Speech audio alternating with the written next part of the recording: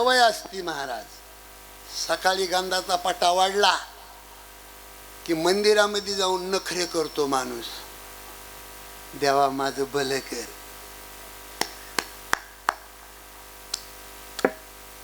काय काय मंदिरात जाऊन जिबीला चिमटे घेतात, देवा माझं भलं कर, देवा भलं कर.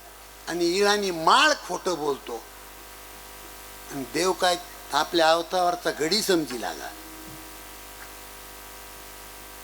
इमानदारीनं सांगा, देवा माझं भलं कर म्हणणाऱ्या माणसाने देव कधी पाहिला? कधी पाहिला देव? स्वप्नात सुद्धा देव आपल्या आला नाही महाराज.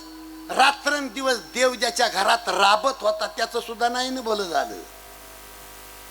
मला वाटतंय मराठी कळत नाही काय की इकडं. 12 वर्ष द्रौपदीची करंगळी देवाच्या बोटामध्ये होती, वनवास का नाही टाळला?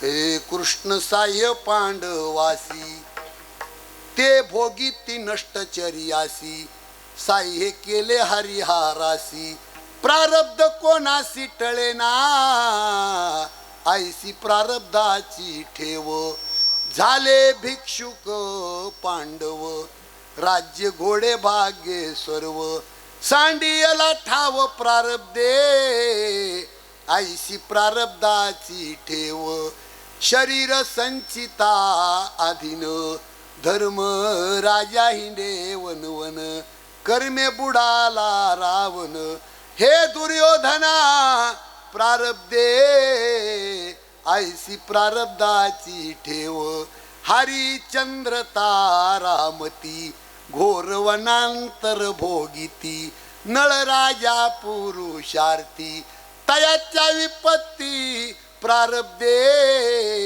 ऐसी प्रारब्धाची ठेव. आणि त्याच्या पुढचं प्रमाण आहे, कामबुद्धीचे हे सुख, वाईट वासना ज्याच्या रक्तामध्ये प्रवेश करते, क्षणिक सुखासाठी माणूस चूक करतो पण सडून मरतो. सडून. आवाज येतोय का तिकडे व्यवस्थित? माणसं सडून मरतात, सडून. महाराज तुमच्या पाया पडतो मी, करमणुकीसाठी सप्ताह नाही.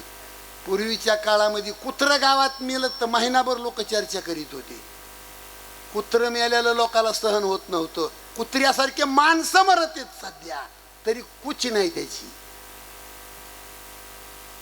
माझ्या बोलण्याकडे लक्ष नाही तुमचं. कुत्र्या 95% समाज अधोगतीनं मरतोय सध्या. कशाचा परिणाम आहे हा?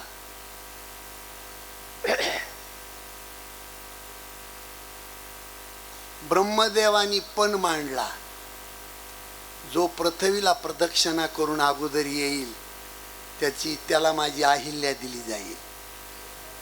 अहिल्या लग्नाला आली, ब्रह्मदेवानी पण मांडला, पृथ्वीला प्रदक्षिणा करून अगोदर जो येईल त्याला माझी अहिल्या. आणि 33 कोटी देवानी ही वार्ता ऐकली, आपापल्या वाहनावर बसले, पृथ्वीला प्रदक्षिणा घालण्यासाठी 33 कोटी देव पळत.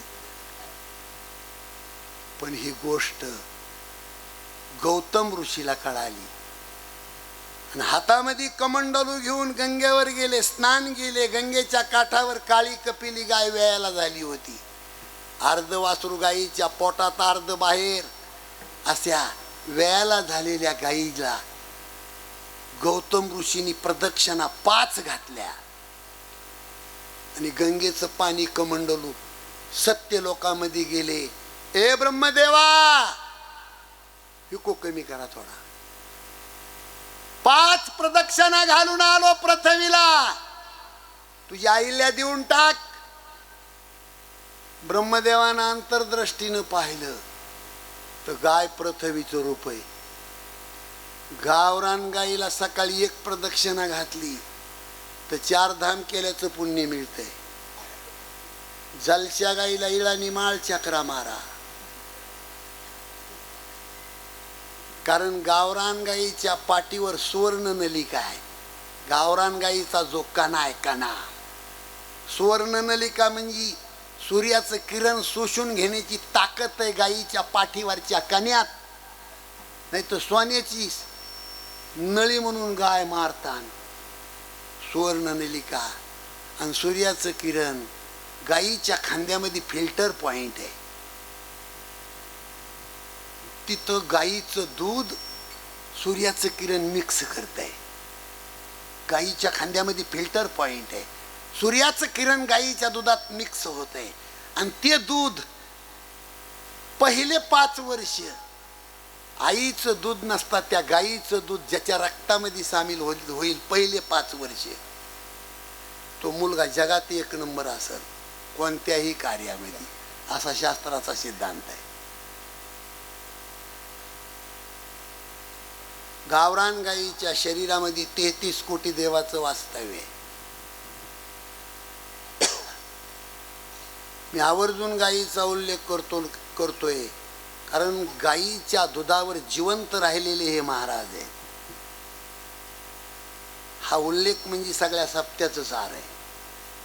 गावरान गाईच्या शरीरामध्ये 33 कोटी देवाचं वास्तव्य. एक दिवशी लक्ष्मी गाईला शरण आली, गोमाते मला थोडी जागा दे ना. बाई 33 कोटी देवाला जागा दिलीस गोमाते, मला थोडी दी. गाईनं सांगितलं लक्ष्मीला, तीळ ठेवायला जागा नाही माझ्या शरीरात, कुठून जागा देऊ तुला. 3 दिवस रडत होती लक्ष्मी गाईच्या समोर. शेवटी गोमातेला दया येते आणि गाईला गोमाता म्हणते, लक्ष्मी, आपलं गाय लक्ष्मीला म्हणते, लक्ष्मी तुला जागा देते मी, पण माझ्या गोबरमध्ये तुला थांबावं लागेल. लक्ष्मीला गाईनं जागा दिली गोबरमध्ये. गोबर म्हणजे गाईचं शेण. लक्ष्मीला गाईनं शेणामध्ये थांबायची जागा दिली, म्हणून त्या शेणानं घर सारवणं किंवा सडा टाकणं ही पद्धत आहे. आता बाई हाल्याचं बी आणती, म्हशीचं बी आणती, बैलाचं आणती, त्याला काही फरक.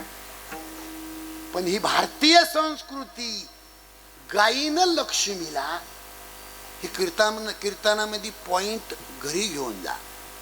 महिला मंडळीसाठी सोन्यासारखा पॉइंट आहे. गाईच्या शेणामध्ये लक्ष्मीचं वास्तव्य. जी बाई पहाट उठून गावरान गाईच्या शेणानं सडा टाकी ती, हरिओम शांती, त्याच्यावर रांगोळ काढी ती, चुकूनही त्या घरची लक्ष्मी कुठं जात नाही मावश्या हो.